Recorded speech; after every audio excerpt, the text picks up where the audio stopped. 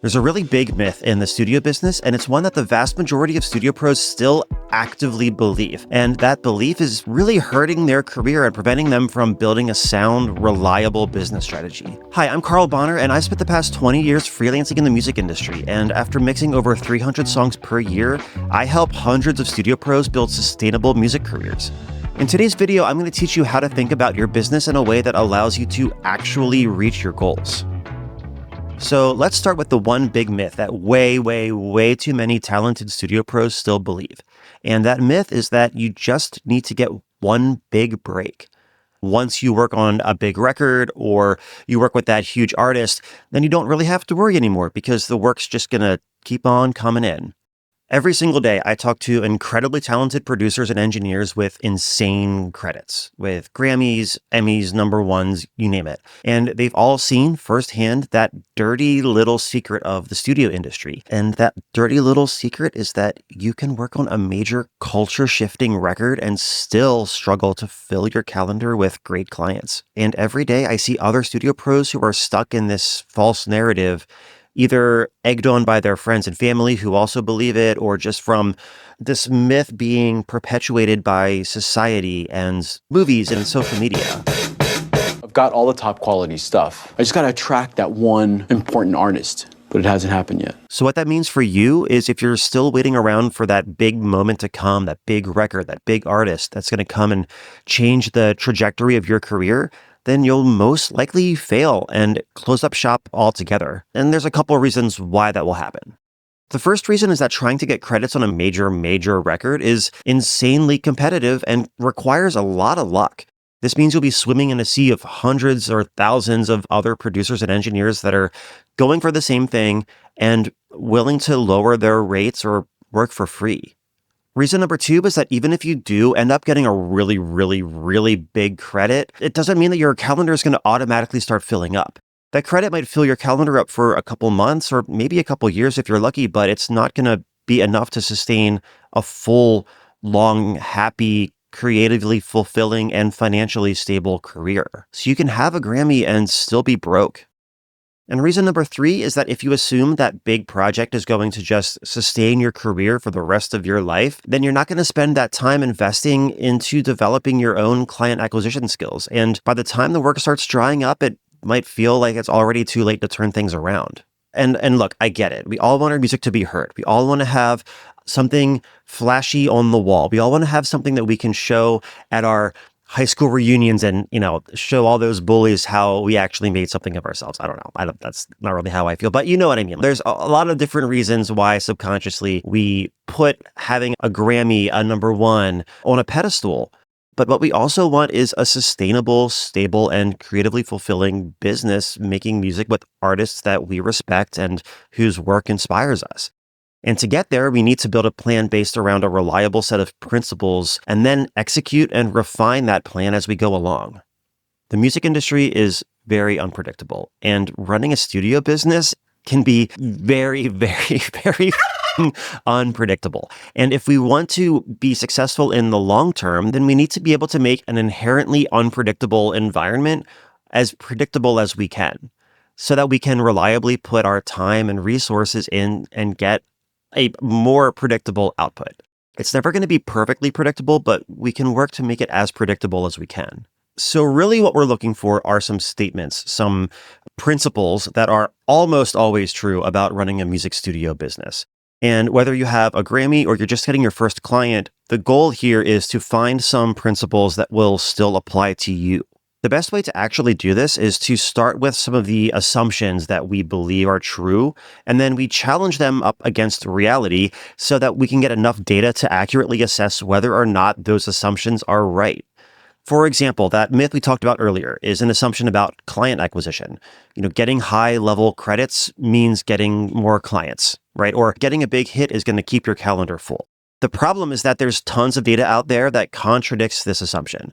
And if it were true, then every single person who ever won a Grammy would be driving a Lamborghini right now, right? That's not a thing. So what are some good assumptions about running a studio business, and more specifically about attracting new clients? So I'm going to call these principles instead of assumptions because assumptions subconsciously guide our decisions. And these statements are going to be consciously tested against reality. I know you weren't signing up for a psychology video, but welcome. And I didn't just pull these out of thin air. These are principles that I've tested over 20 years in the music industry while teaching hundreds of studio pros. So listen closely because these are really important. Principle number one, potential clients need to have a problem that we can solve. Whether you're a session bass player, a mastering engineer, a producer, you get hired to solve somebody's problem. It's a creative problem, but it's solving a problem. And it's the same kind of thought process behind why do you buy new plugins or gear? Maybe you're just a gear addict, but it's probably because you at least perceive that piece of gear, that plugin is going to solve that problem. So before anything else happens, there needs to be a problem that you are uniquely qualified to solve. Principle number two, potential clients can't hire you if they don't know you exist. I know it sounds basic, and yet somehow when I see the way some studio pros treat their career, I can only assume that they don't believe this to be true, because making potential clients aware of your existence and of the kinds of problems that you can solve, that's absolutely essential. And too many people just don't do anything about it. And principle number three, potential clients hire people that they trust. And trust is the key word here. I mean, think about why it's so easy to close a client that came to you from word of mouth. Because the trust that they extend to the person that recommended you gets extended to you. They trust their friend trusts you, therefore they have some trust in you. And if you've ever hired a plumber or an electrician, you've hired them because you trust that they can help you with your problem. You trust that they're not going to create more problems.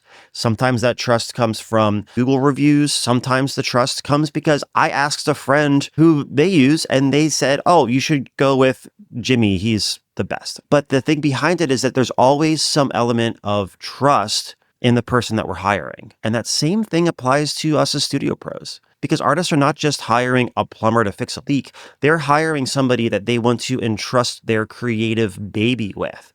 So the amount of trust that we need to build, I would say, is probably even higher than the amount of trust that I would need in a plumber. Now, if you've made it this far in the video, you should go check out Studioland. It's our flagship, tight-knit community packed with dozens of studio pros on their way to building better businesses. Okay, let's keep going. So what do these three principles mean for us? It means that problem plus awareness plus trust equals new client.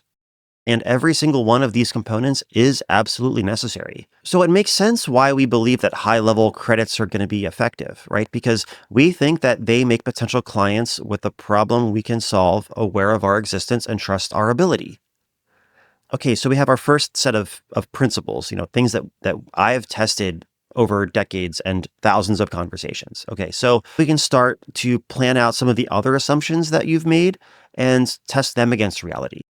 So maybe you've assumed that your clients would automatically refer you to their own network. Maybe you assumed that you can just send a certain amount of cold outreach messages every day and get new clients on demand every month. Maybe you're just starting out and you think that you need to do some free work to build a portfolio that will create trust with potential clients. Whatever those assumptions are, you have to go out and test them in the real world. Now, the big tricky question you might be asking yourself right now is, how long should you test an assumption before making a judgment about whether or not it's actually true?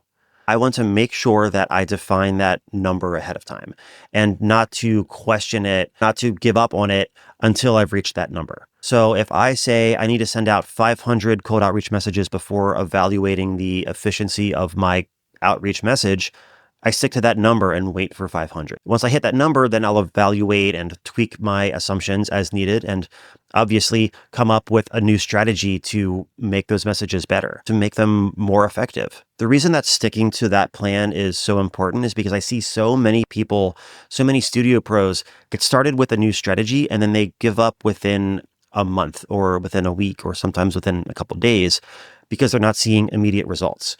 And the problem is they simply haven't executed the strategy enough to even know if the results are helpful. And that's why separating the strategy brain side of you from the worker bee side of you that's actually executing that strategy, that's so important so that you don't second guess yourself and give up before you actually get real answers. Every studio pro is different. Some are just starting out and have no portfolio, while others have worked with every star imaginable, and then obviously everything in between. Each of those studio pros, a different plan is going to be needed based on their own existing abilities and their goals, the kinds of ideal clients that they're trying to attract. And that's why I want to help to equip you with a framework to think about making your own plan rather than just saying, hey, do this, do step 1, 2, 3, follow exactly as I say, and you're going to be golden. Because that's not how the world works. It's not how the music industry works.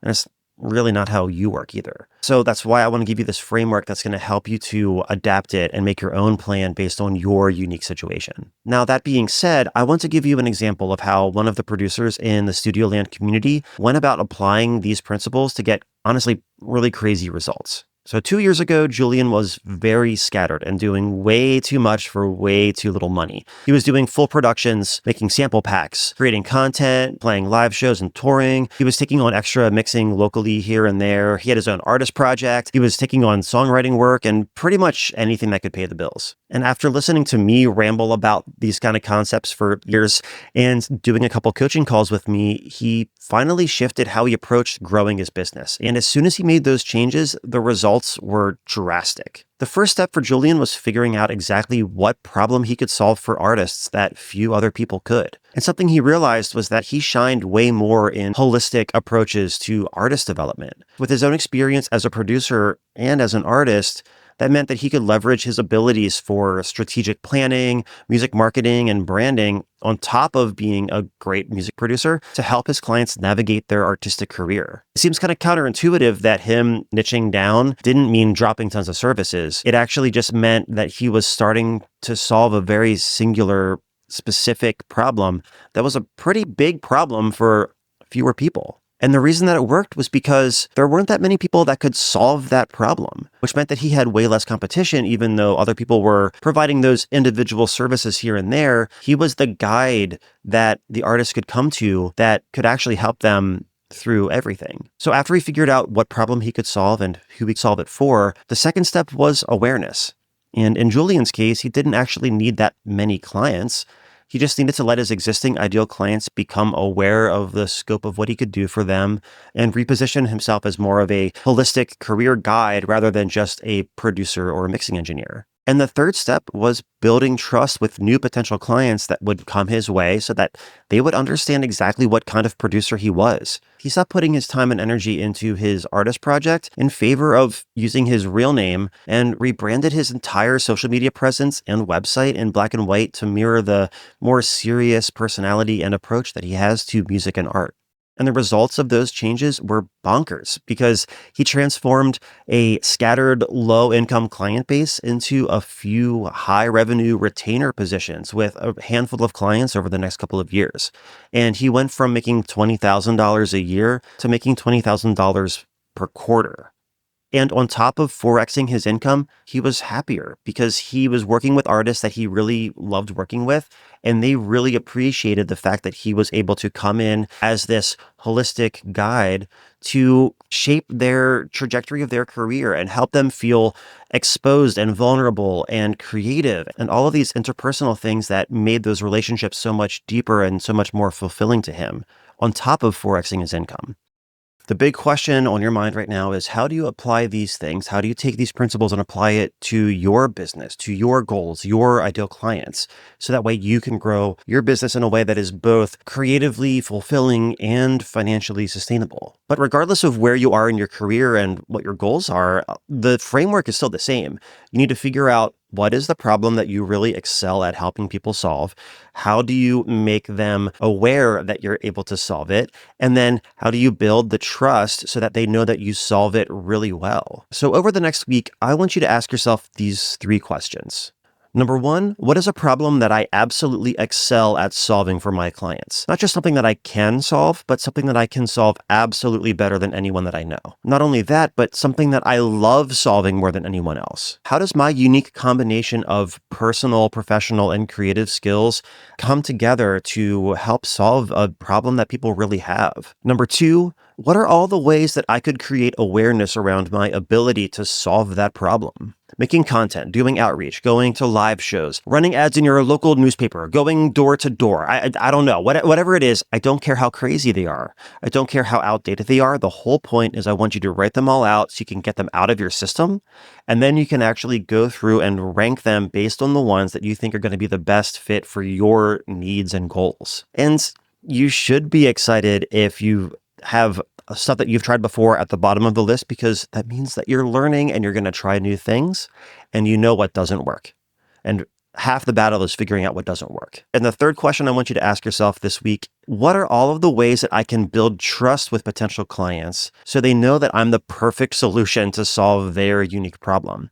I want you to try to think of every interaction that a potential client has with you before they even reach out to you. I want you to think about all the little steps that they have to go through before they even talk to you in the first place. Because you start building the trust in those little steps before you ever talk to them. There's an old saying that Rome wasn't built in a day, but they were laying bricks every hour. And I like to look at building trust with potential clients in a very similar way. It's not that we're all of a sudden going to just snap our fingers and everybody thinks that we are the only solution, but it's a lot of little processes, a lot of little steps along the way that builds that trust and gradually makes them realize, oh, this person really gets it. I want to give them my money. And if you want more clients and you want to have more clarity about the problems that you solve and ways to get the attention and build the trust that you need from potential clients, then click the link in the description. Thanks so much for watching, and I hope to see you inside.